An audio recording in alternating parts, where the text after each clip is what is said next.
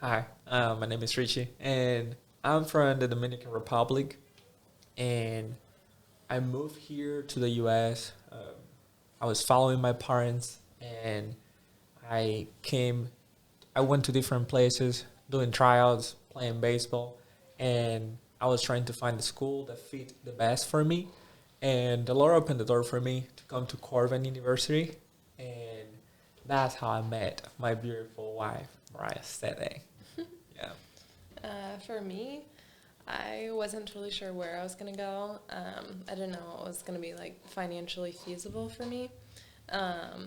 But Gina Oshner had taught me some writing when I was a child. My mom had hired her to come out and teach us as I was homeschooled, so it was like part of our program.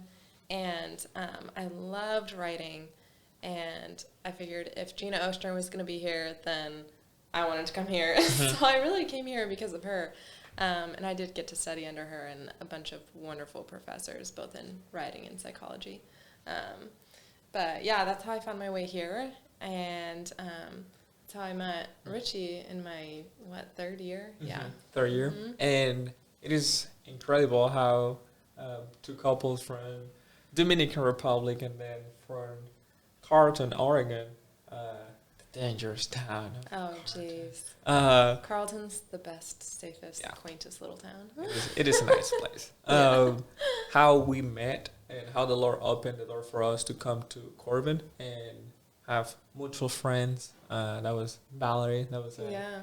good friend of us that helped us connect. And then we started dating. And I'm curious to know uh, how was your experience on our first date? Yeah, it was kind of hilarious because first he invites me to hang out with him. And so I'm like, yeah, I'll hang out with him, whatever. And then the day of, he texts me and he's like, so I actually wanted this to be a date. And I'm over here like, man, I already committed. Yeah. It's too late now. I was like, okay. So we went and we walked around Riverfront Park and he was all giddy. It was adorable. And then we sit down and we're looking at the water and the sun shining on the water. And the sun is like slowly setting. Yeah. And he's like, you said just like, did you just ask straight up, I think? No, yeah, we were just, we were having a good time, and the day was about to be over, and I was like, I'm looking forward to having more time like this, and then I asked it straightforward. It's like, can I kiss you? I thought about it for a second, and I was like, no, not yet. And he was like this. He was like, Oh. it was sad. Yeah. And then he turns back and he's like, when? And I was like, I don't know. He's like, oh, okay. I was How really. will I know? Uh-huh. I don't know. I'll tell you. Oh, okay. Yeah, I put the ball in her side. So I won't have to ask. No. Oh, okay.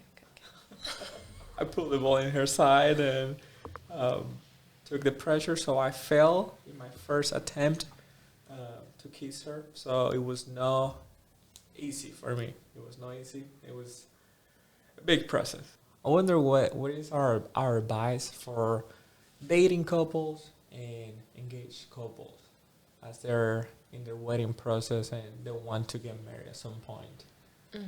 To have faith that if it's meant to be, it's going to work out. And that's both like with the relationship in general, but also with your marriage timeline.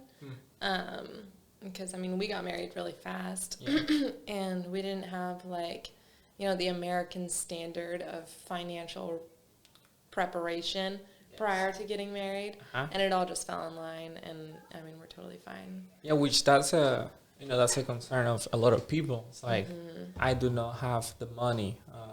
I don't have it figured out, and for that reason, I'm planning.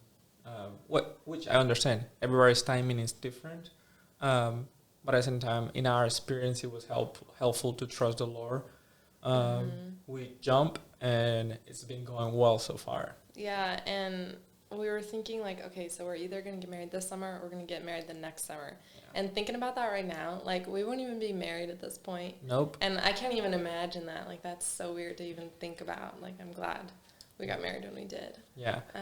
And I think every experience helped us grow in many ways. Like the challenges that we have experienced in our early marriage is something that will help us moving forward in the future, because we were able to see ourselves like in a crisis, like okay, this is not working, what should we do? I mean, we trust the Lord, let's come in prayer and let's ask people that we know. And my advice to those people that are engaged or are dating and are hoping to someday to get married, it's like to ask people, ask your parents, ask friends, people that have a lot of experiences, and they can share with you what worked for them and what did not, and you can get an idea of what you're getting into. And everybody's experience will be different, and you will get to finish your thoughts, like what's your idea of what is that gonna look like, and trust the Lord that He will help you in the process. Yeah, I remember my aunt was that person for me. I was trying to decide if I was crazy for getting married so soon without being like totally financially set up, or if that was going to work out fine. So I called her and I said, okay, this is my financial situation. These are our limitations being in her cultural couple, and this is our plan going forward. And she said, Mariah, you're a lot better than most couples who get married. Like, and then she started listing all these couples she knows, and she said, one, they had $1,000 to their name, they didn't have jobs, and they didn't know where they were going to be living, and they were just fine, and as happy as can be. And then another couple she knew, they got married, and all they could afford was a place so small that they couldn't fit a bed. They had to roll out a mat every night and sleep on that. That's as wild. happy as can be. Yeah, crazy. And make you come closer. Yeah, yes. Those difficult times, yeah. And yeah, it makes you very content with very little. But yeah, and then she was telling me one couple was saying like, I'm so poor, I can't afford anything. And then my aunt's response was, yeah, that's all right, a passage. It's supposed to be that way. So it just is. And I wonder what would be our advice to couples that they may be dating, and because we're a multicultural couple, right? In our experience, we were blessed that our parents were happy that we were together, and I was very welcome to your family. Same for you, right? But for other people that are dating, they may not have the same relationship with their in-laws. Future in-law, hopefully. What would be our advice to them? Yeah, that's a hard one. I don't have experience with like my family. It's really accepting of people of all different colors, backgrounds. I mean, it doesn't matter. But I have had my parents really dislike people I've dated in the past. And my family's very vocal, so I knew all the things they didn't like about that guy. And, I mean, really, I was young, feeling emotional needs, and it wasn't a good fit.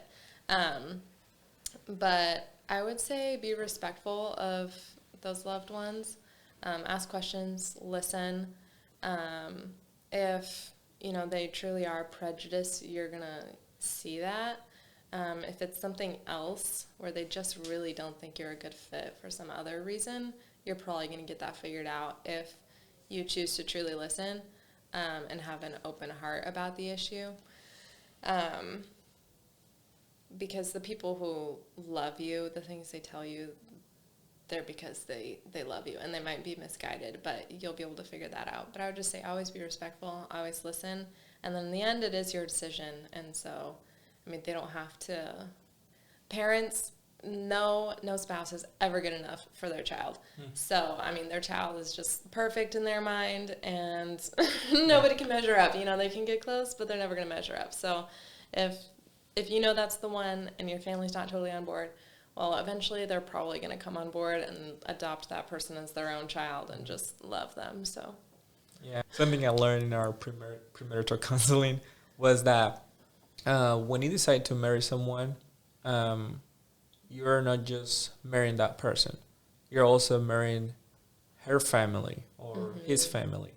So it is important to keep in mind that it is not just that person that you're married to, and it's good to be in the same page and have the hard conversations on how are you planning to figure things out and how you can come along with the family, and time will tell if that person is the right one or is not, because marriage is a commitment for the rest of your life. So it is important to keep in mind what are you getting into in this commitment. Yeah, another thing I would say is be very slow to pick a side, you know? Your family is your family. That person you're thinking about marrying is obviously very special to you. But until you're married, you know, be very slow to pick a side. Be very just inclusive and loving and listening. Try to bring those two together instead of picking a side and then driving a wedge between the two groups. And then once you're married, you got to be sold out on that person. It doesn't matter what your family says. Yeah. You got to be, you know, in their corner, because if you're not, it's going to be hard to, you know, keep to those vows and be together for, you know, your whole lives. So. Yeah. Well, thank you for watching, and we hope you enjoy it, and we hope to see you next time. Make sure to subscribe. Let us know below in the comments what are your thoughts and how we can help in the future. Thank you for watching.